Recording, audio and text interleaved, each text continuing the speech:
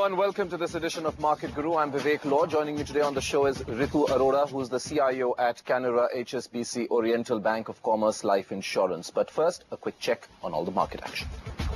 Well, in terms of our own markets, at least as far as the Asian market's concerned, we are looking at a good positive start, at least as far as this Monday is concerned, with Nikkei as well as the Kospi moving up as well as 0.3%. Shanghai actually moving up quite a bit, giving a good 1% gain. But this is what we have in terms of that part of the market, or at least as far as Taiwan as well as Straits is concerned. We're still looking at a good positive move, and Hang Seng too, for that matter, going a good 1% up move. So we are looking at a positive start when it comes to this week.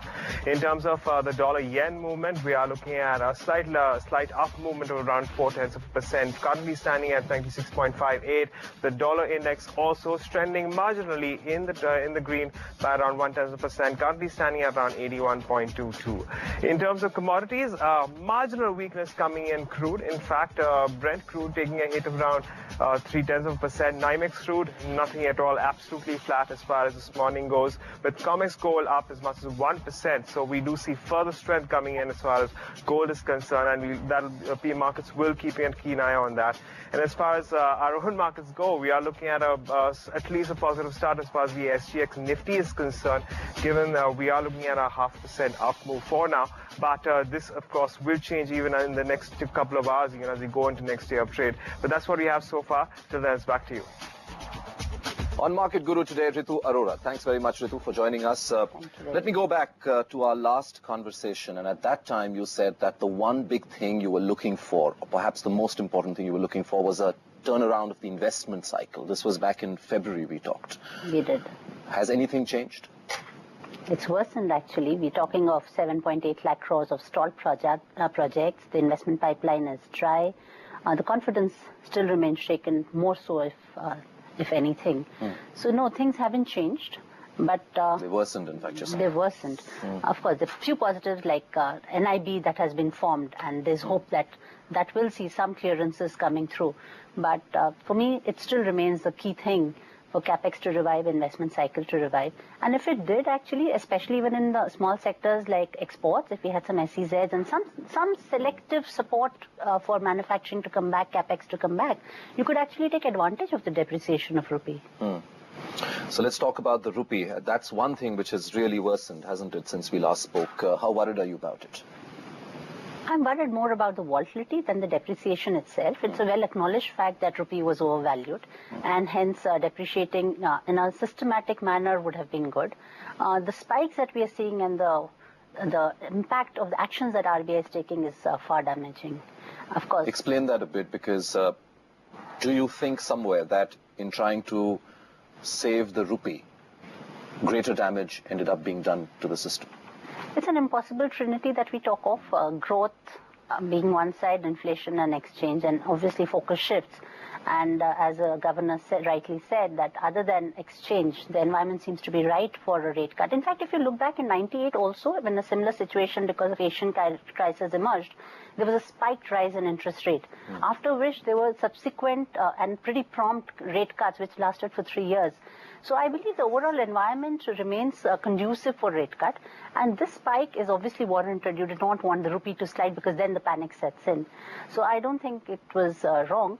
It's just important to see how it unwinds and how quickly it unwinds. You believe it will unwind quickly? I believe it will unwind quickly measure, because it has huge impact on growth. We have already seen downgrades of 50-60 basis points on GDP.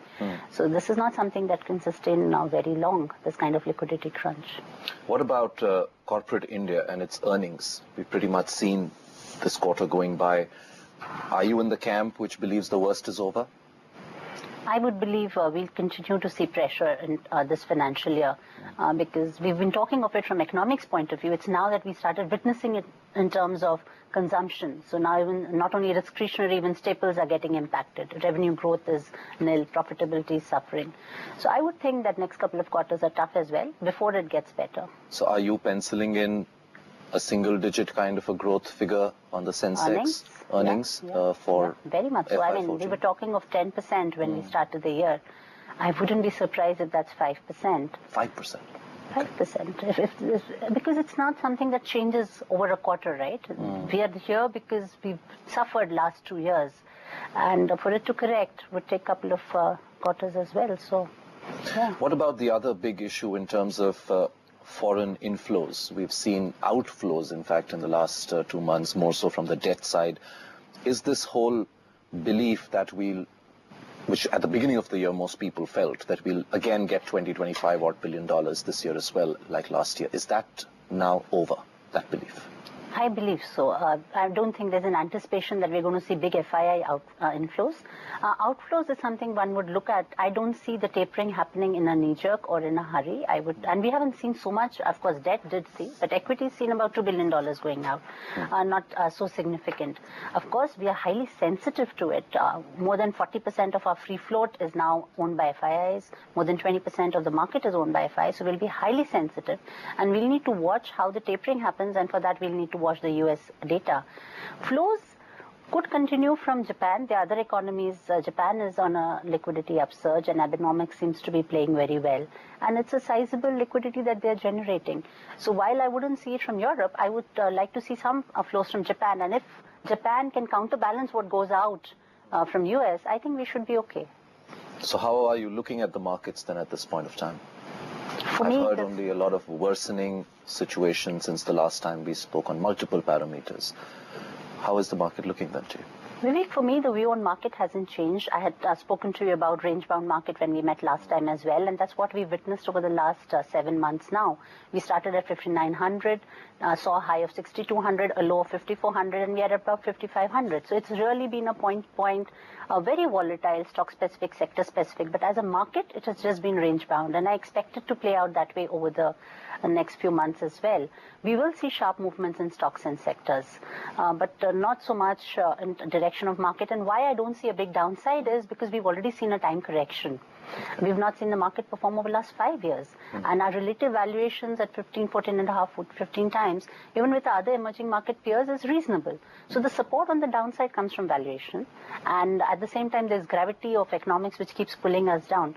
So hence, the range will continue to be maintained. I don't see a big correction from here. Neither there's a trigger for a big upside. You don't see much of a downside from here, therefore? Another 5%, and then market starts looking attractive.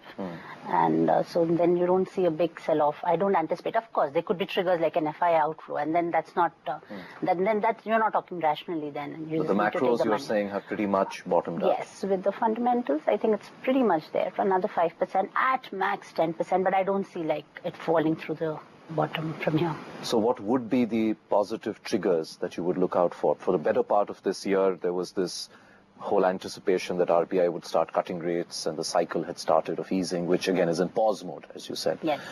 But what then would be the triggers? I wouldn't be surprised if exchange stabilizes to see a rate cut in this calendar year. That should happen. More importantly, I like the fact that we are taking price increases on diesel and petrol. On the periphery, we are seeing some actions on FDI coming through. So I don't expect a big inflow of FDI, but sentimentally, these are positive triggers. And I hope we can pass more of these. Do you believe these are all talk? Very little that has changed on the ground. No, I believe there is a will to act, and it's not an easy given the coalition politics, but I give credit to the finance minister, RBI governor, all of those who've been trying.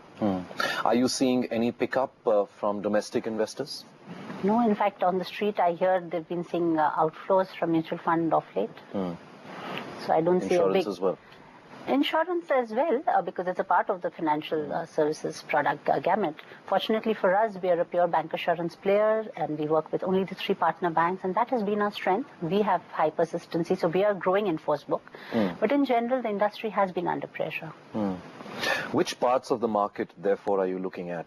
What sectors are you looking at? Because again, the question there is, it's a divided market. There is a half a market which is good companies but extremely rich in valuations. And then there are the others which have question marks around them. So how are you going about looking at your strategy? Are you defensive right now? I'm actually well balanced right now. I don't take cash calls, so I don't have big cash even now in my portfolio. So the strategy is to go into quality. Strategy is to look at earnings growth and large cap companies. So then I prefer that for liquidity as well as for transparency of the information, exit entry options. So it's largely large cap, Nifty, with a bias for Nifty, good balance sheet, strong franchisees, cash flow, earnings growth. That makes my portfolio and a balance. So I'm not going big overweight on any sector. But which are the sectors that comprise bulk of your portfolio? So the sectors I like is IT, for obvious reasons. You believe the worst there is over, it's turned around? I believe that it has positive things going for it.